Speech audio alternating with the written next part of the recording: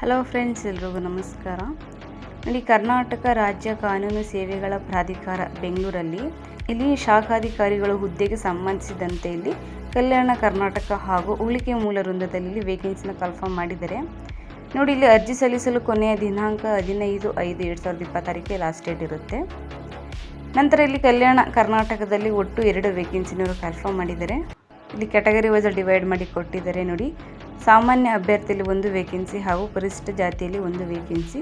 So total ಆಗಿ ಇಲ್ಲಿ 2 ವೇಕೆನ್ಸಿನವರು confirm ಮಾಡಿದ್ದಾರೆ. ಓಕೆ, ನಂತರ ಉಳಿಕೆ ಮೂಲ ವೃಂದದಲ್ಲಿ ನಾವು ನೋಡ್ತಾ ಹೋಗೋದಾದರೆ ಇಲ್ಲಿ ಶಾಖಾಧಿಕಾರಿಗಳ ಹುದ್ದೆಗೆ ಸಂಬಂಧಿಸಿದಂತೆ ಇಲ್ಲಿ 17 ವೇಕೆನ್ಸಿನವರು ಕನ್ಫರ್ಮ್ ಮಾಡಿದ್ದಾರೆ. ನಂತರ ಇಲ್ಲಿ ಕ್ಯಾಟಗರಿ ವೈಸರು ಸಹ ಡಿವೈಡ್ ಮಾಡಿ ಕೊಟ್ಟಿದ್ದಾರೆ, ನೋಡ್ಬೋದು. ನೋಡಿ, ಟೋಟಲ್ ಆಗಿ ನೋಡ್ತಾ ಹೋಗೋದಾದರೆ ಇಲ್ಲಿ ಸಾಮಾನ್ಯ ಅಭ್ಯರ್ಥಿಯಲ್ಲಿ 8 ವೇಕೆನ್ಸಿ, ಪರಿಶಿಷ್ಟ ಜಾತಿಯಲ್ಲಿ 3 ವೇಕೆನ್ಸಿ, ಪರಿಶಿಷ್ಟ ಪಂಗಡದಲ್ಲಿ 1 ವೇಕೆನ್ಸಿ ಹಾಗೂ ಪ್ರವರ್ಗ 1ರಲ್ಲಿ 1 ವೇಕೆನ್ಸಿ, ಪ್ರವರ್ಗ 2ಎದಲ್ಲಿ 2 ವೇಕೆನ್ಸಿ, ಪ್ರವರ್ಗ 2ಬಿಯಲ್ಲಿ 1 ವೇಕೆನ್ಸಿ ಹಾಗೂ ಪ್ರವರ್ಗ 3ಎದಲ್ಲಿ 1 ವೇಕೆನ್ಸಿನವರು ಕನ್ಫರ್ಮ್ ಮಾಡಿದ್ದಾರೆ. ಓಕೆ, ಸೊ ಟೋಟಲ್ ಆಗಿ ಇಲ್ಲಿ ಉಳಿಕೆ ಮೂಲ ವೃಂದದಲ್ಲಿ 17 ವೇಕೆನ್ಸಿನವರು ಕನ್ಫರ್ಮ್ ಮಾಡಿದ್ದಾರೆ.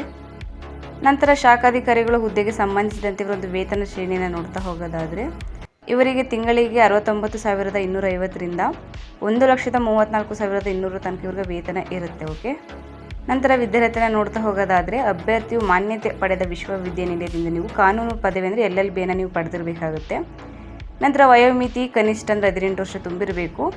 ನಂತರ ಗರಿಷ್ಠ ವಯೋಮಿತಿ ನಾವು ನೋಡ್ತಾ ಹೋಗೋದಾದರೆ ಇಲ್ಲಿ ಸಾಮಾನ್ಯ ಅಭ್ಯರ್ಥಿಯವರಿಗೆ ಗರಿಷ್ಠ 40 ವರ್ಷಗಳು ಮೀರಿರಬಾರ್ದು ಮತ್ತು ಇತರೆ ಹಿಂದುಳಿದ ವರ್ಗಗಳ ಪ್ರವರ್ಗ 2A 2B 3A 3B ಅಭ್ಯರ್ಥಿಗಳಿಗೆ ಗರಿಷ್ಠ 43 ವರ್ಷಗಳು, ಪರಿಶಿಷ್ಟ ಜಾತಿ ಪರಿಶಿಷ್ಟ ಪಂಗಡ ಇತರೆ ಹಿಂದುಳಿದ ವರ್ಗಕ್ಕೆ ಸೇರಿದ ಪ್ರವರ್ಗ 1 ಅಭ್ಯರ್ಥಿಗಳಿಗೆ ಗರಿಷ್ಠ 45 ವರ್ಷಗಳು ಮೀರಿರಬಾರ್ದು ಅಂತ ತಿಳಿಸಿದ್ದಾರೆ. ಓಕೆ, ನಂತರ ಈ ಒಂದು ರಿಕ್ವೈರ್ಮೆಂಟ್ ಸಂಬಂಧಿಸಿದಂತೆ ಅರ್ಜಿ ಶುಲ್ಕವನ್ನು ನಾವು ನೋಡ್ತಾ ಹೋಗೋದಾದರೆ ಇಲ್ಲಿ ಸಾಮಾನ್ಯ ಅಭ್ಯರ್ಥಿ ಅಥವಾ ಇತರೆ ಹಿಂದುಳಿದ ವರ್ಗಗಳ ಪ್ರವರ್ಗ 2A 2B 3A 3B ಅಭ್ಯರ್ಥಿಗಳಿಗೆ ಇಲ್ಲಿ 1,000 ರು ಅಷ್ಟು ನಿಮಗೆ ಫೀಸ್ ಇರುತ್ತೆ. ಓಕೆ, ನಂತರ ಪರಿಶಿಷ್ಟ ಜಾತಿ ಪರಿಶಿಷ್ಟ ಪಂಗಡ ಇತರೆ ಹಿಂದುಳಿದ ವರ್ಗಕ್ಕೆ ಸೇರಿದ ಪ್ರವರ್ಗ 1 ಹಾಗೂ ಇಲ್ಲಿ persons with bench mark disability candidate ಅವರಿಗೆ ಇಲ್ಲಿ 500 ರು ಅಷ್ಟು ನಿಮಗೆ ಫೀಸ್ ಇರುತ್ತೆ.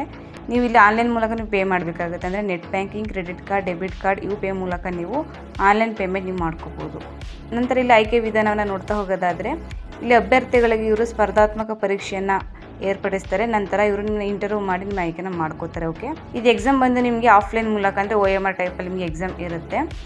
ನಂತರ ಸ್ಪರ್ಧಾತ್ಮಕ ಪರೀಕ್ಷೆ ಬಂದು ನಿಮಗೆ ಬೆಂಗಳೂರಲ್ಲಿ ನಿಮಗೆ ನಡೆಸ್ತಾರೆ. ಓಕೆ, ಮತ್ತು ನೀವು ಒಂದು ಅಫಿಷಿಯಲ್ ವೆಬ್ಸೈಟ್ ಆದಂತಹ cet.karnataka.gov.in ಅಥವಾ KA ಅಥವಾ ಇಂಡೆಕ್ಸ್ ನೀವು ಈ ಒಂದು ವೆಬ್ಸೈಟ್ಗೆ ಹೋಗಿ ನೀವು ಆಲ್ ಟಿಕೆಟ್ನ ಡೌನ್ಲೋಡ್ ಮಾಡ್ಕೋಬೇಕಾಗುತ್ತೆ.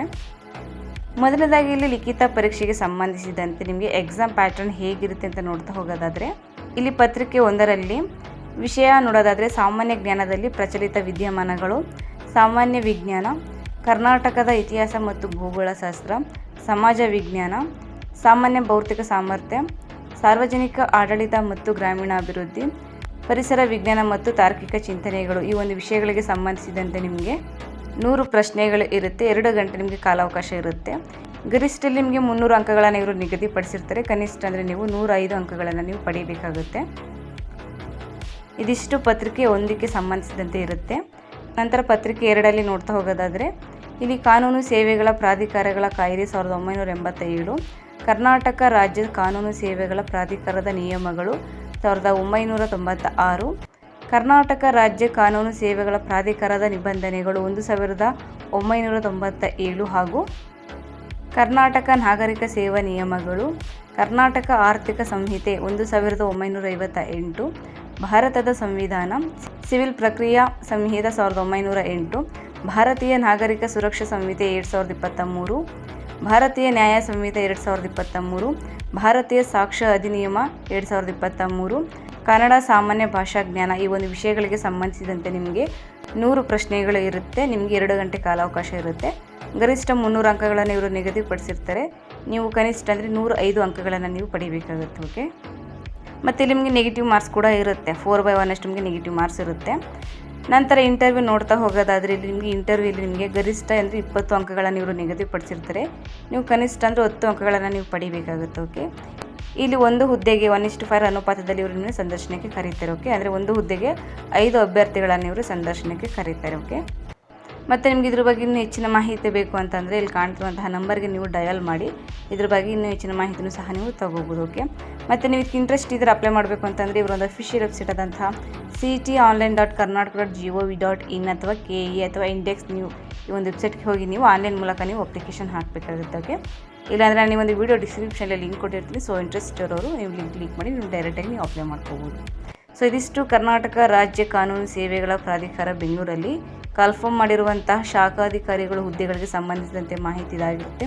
ಮತ್ತು ಯಾರೆಲ್ಲ ನಿಮ್ಮ ಫ್ರೆಂಡ್ಸ್ಗಳು LLB ಮಾಡಿರ್ತಾರೆ ಅವ್ರಿಗೆ ಶೇರ್ ಮಾಡಿ, ಅವ್ರಿಗೂ ಕೂಡ ಯೂಸ್ ಆಗ್ಬೋದು, ಅವರು ಕೂಡ ಅಪ್ಲೈ ಮಾಡಲಿ ಅಂತ ಹೇಳ್ತಾ ಈ ಒಂದು ವಿಡಿಯೋ ಇಷ್ಟ ಆಯಿತು ಅಂದರೆ ದಯವಿಟ್ಟು ಒಂದು ಲೈಕ್ ಮಾಡಿ, ಶೇರ್ ಮಾಡಿ ಮತ್ತು ಹೀಗೆ ಒಂದು ಹೆಚ್ಚಿನ ಜಾಬ್ ಅಪ್ಡೇಟ್ಸ್ಗಳಿಗಾಗಿ ನಮ್ಮ ಯೂಟ್ಯೂಬ್ ಚಾನಲ್ ಸಬ್ಸ್ಕ್ರೈಬ್ ಮಾಡಿ, ಸಪೋರ್ಟ್ ಮಾಡಿ ಫ್ರೆಂಡ್ಸ್. Thank you.